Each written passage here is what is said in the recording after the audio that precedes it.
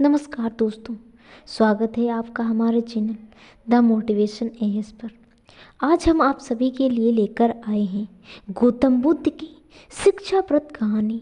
इस कहानी से आप सीखेंगे कि मन को बस में कैसे किया जा सकता है, मन को काबू में कैसे कर सकते हैं। दोस्तों, तो चलिए बिना समय गवाए कहानी की शुरुआत करते हैं। दोस्तों, मन की चंचलता के बारे में हम सभी जानते हैं। मन हमेशा सही काम से बचकर इधर उधर भागने की कोशिश में जुटा रहता है। ऐसे में प्रश्न आता है कि मन को बस में कैसे करें। जीवन में अगर कुछ बेहतर करना है तो मन को नियंत्रित करना अर्थात बस में करने का तरीका मालूम होना चाहिए। अन्यथा बाहर से आप कुछ भी बदल लें, लेकिन अंदर से आपका मन पहले जैसा ही है तो फिर कुछ भी नया नहीं हो सकता। मन को सही दिशा में ले जाने के लिए उसे बदलना बेहद ज़रूरी है और बिना मन को बस में किए उसे बदला नहीं जा सकता। दोस्तों, एक बार महात्मा बुद्ध किसी नगर से गुजर रहे थे। तभी बुद्ध की नज़र एक कपड़े के व्यापारी पर पड़ी जो दुखी और हताश दिखाई दे रहा था। बुद्ध चलकर उसके पास गए और पूछा कि है मित्र, तुम इतने उदास क्यों हो? अगर तुम मुझे अपनी चिंता का विषय बताओ तो मैं तुम्हारी कुछ मदद कर सकता हूँ। कपड़े के व्यापारी ने बुद्ध को प्रणाम किया और उनको अंदर बुलाया।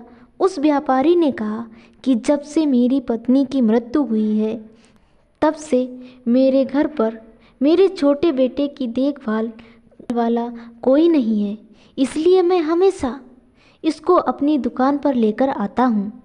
लेकिन मेरी दुकान पर आने वाले हर ग्राहक की पगड़ी को उछालकर फेंक देता है। कभी कभी उनका झोला उठाकर बाहर फेंक देता है। मैंने उसको बहुत समझाया, डांटा, लेकिन यह नहीं समझा।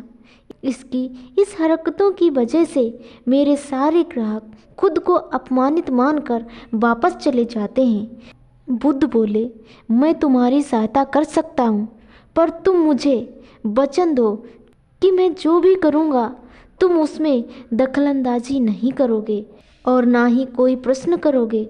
व्यापारी बुद्ध को वचन देता है। अगले दिन बुद्ध एक पगड़ी पहनकर आए और एक ग्राहक की भांति आकर बैठ गए। व्यापारी का बेटा आया और बुद्ध की पगड़ी को उछाल दिया।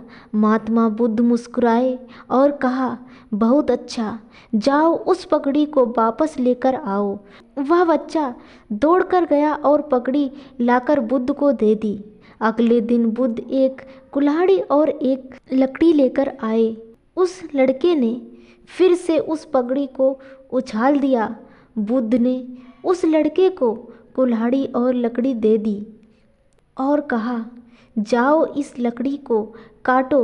व्यापारी को थोड़ा सा डर लग रहा था कि कहीं उसके बेटे को चोट ना लग जाए, लेकिन व्यापारी को अपना वचन याद था।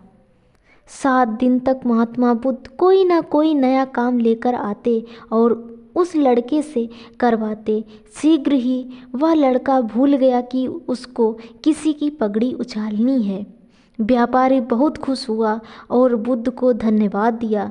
अगर हम अपने मन को अपने हिसाब से काम करवाएंगे तो मन अपने हिसाब से काम करेगा। मन बस में हो सकता है यदि मन को हम अपने अनुसार चलाएं।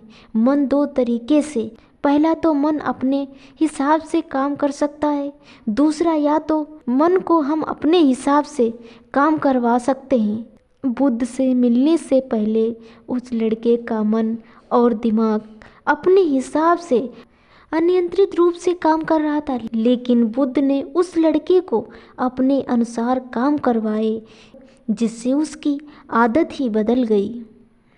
दोस्तों, आशा करते हैं कि आपको यह कहानी पसंद आई होगी। अगर कहानी पसंद आई हो तो वीडियो को लाइक करें और हमारे चैनल को सब्सक्राइब करें और हाँ, अपने दोस्तों के साथ शेयर करना ना भूलें। चलिए मिलते हैं ऐसी ही एक और वीडियो के साथ। तब तक के लिए अपना ख्याल रखें। धन्यवाद।